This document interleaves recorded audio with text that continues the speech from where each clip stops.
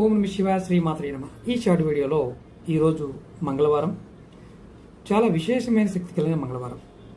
ఈ మంగళవారం నాడు ఎవరైనా సరే ఆంజనేయ స్వామిని మనస్ఫూర్తిగా ఆరాధిస్తారో వారికి విశేషమైన ఫలితం కలుగుతుంది. ఇది మనకి ఈ 2025 సంవత్సరంలో చాలా విశేషమైన శక్తి కలిగిన మంగళవారం. ఈరోజు మీరు సాయంత్రం దగ్గరలో ఉన్న ఆంజనేయ స్వామి గుడికి వెళ్ళండి, స్నానం చేసి గుడికి వెళ్ళండి.